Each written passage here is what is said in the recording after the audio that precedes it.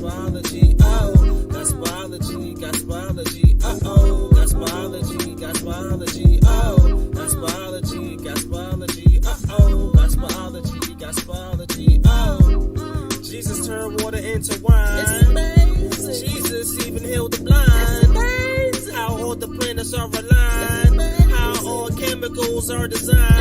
Teaching the gospel with a scientific twist. All of his miracles are magnificent. Teaching the gospel with a scientific twist. All of his miracles are magnificent. Oh, Gospelology, Gospelology. Hi, this is Janelle with this week's Scientist in Residence.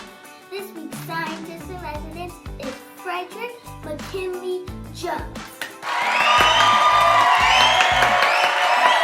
Wow, look at all these fruits and vegetables. I wonder how they got to my house. Let's take a look at his video. It's the first snow of the year. Holidays have passed, the new year has come, and all I can think about is how can I still buy fresh fruit in the middle of January? I took a closer look at those stickers we always peel off.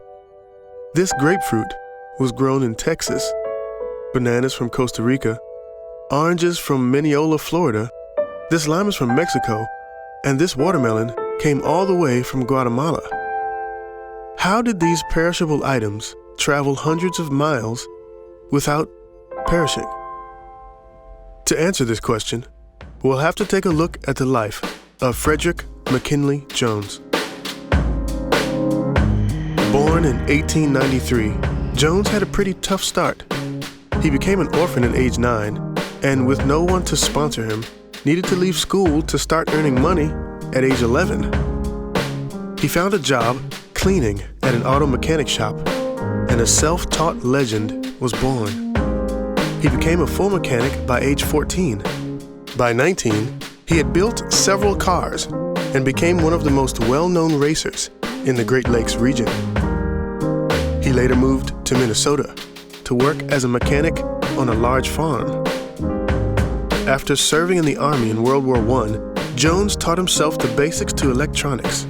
He built his town radio station a transmitter, and then created a device to sync sound with motion picture. This attracted the attention of Ultraphone Sound Systems owner Joseph Numero. After a few years of innovation in sound and theater, the two formed a partnership, which would eventually be called Thermo King. This is where Jones was challenged to create a device to allow large trucks to transport perishable products without spoiling. Mobile refrigeration was born. Jones later adapted his invention to fit trains and aquatic vehicles.